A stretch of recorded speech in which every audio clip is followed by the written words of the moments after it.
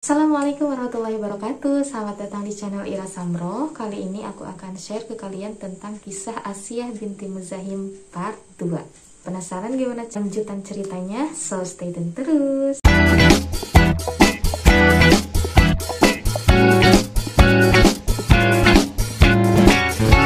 Allah Subhanahu wa ta'ala mengutus Nabi Musa alaihissalam untuk mengajak Fir'aun yang lalim agar beribadah kepada Allah Subhanahu wa ta'ala. Permaisuri dari Fir'aun langsung menerima ajaran dari Nabi Musa alaihissalam untuk menyembah kepada Allah Subhanahu wa ta'ala.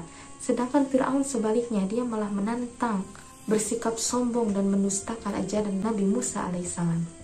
Tatkala berita keimanan Asiyah binti Muzahim itu sampai kepada telinga Fir'aun, maka Fir'aun pun langsung marah dan mengancam wanita tersebut. Fir'aun itu pun langsung keluar dari istananya dan bertanya kepada kaumnya, "Apa yang kalian ketahui tentang Asiyah binti Muzahim?" Maka kaum dari Fir'aun tersebut langsung memuji sikap perbuatan Asiyah binti Muzahim. Fir'aun pun berkata kepada mereka, "Asiyah ini telah menyembah selain aku." Maka kaumnya pun berkata, "Bunuhlah dia." Ini adalah keadaan terberat bagi wanita solehah tersebut, dan keimanannya diuji pada saat ini. Tibalah saatnya Asiyah pun disiksa oleh Fir'aun. Fir'aun pun menyuruh tentaranya untuk memasang pasak, dan diikatlah kedua tangan dan kaki Asiyah binti Muzahim itu ke pasak tersebut.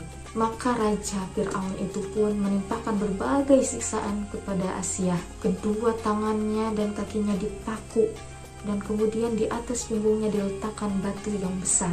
Seandainya penyiksaan ini ditimpakan kepada laki-laki, pasti kita akan berkata, laki-laki ini adalah orang yang sabar dan tegar. Tapi ini adalah seorang wanita solehah. Dia tidak kuat fisiknya, tapi ia kuat hatinya untuk menjaga keimanan, ketauhidan kepada Allah Subhanahu wa ta'ala. Siksaan dari Fir'aun ini terus-menerus ia lakukan kepada Asiyah binti Muzahim. Lalu Asiyah binti Muzahim pun berdoa kepada Allah Subhanahu wa ta'ala, "Rabbi ibnili 'indaka baitan fil jannah wa najjini min fir'auna wa 'amali wa najjini minal qaumil dhalimin." Surah At-Tahrim ayat 11, yang artinya, "Wahai Tuhanku, bangunlah untukku sebuah rumah di sisimu dalam surga, dan selamatkanlah aku dari Fir'aun, dan selamatkanlah aku dari kaum yang zalim." Maka Allah pun mengabulkan doa wanita tersebut. Ketika Asiyah binti Muzahim itu melihat rumahnya yang dibangun di surga itu diperlihatkan oleh Allah Subhanahu wa ta'ala, maka ia pun langsung terpesona dan terkagum-kagum. Dia tak mempedulikan Fir'aun dan juga algojonya yang sedang menyiksanya. Dia malah tersenyum dan tertawa karena seolah-olah mendapatkan kabar gembira dari Allah Subhanahu wa ta'ala. Fir'aun pun merasa bingung. Lihatlah dia itu disiksa tapi malah tertawa. Dia sudah gila.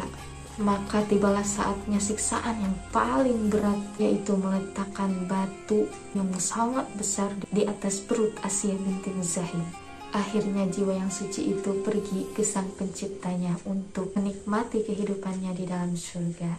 Mudah-mudahan dari kisah ini kita bisa mengambil hikmahnya, bahwa perkuatlah iman kita.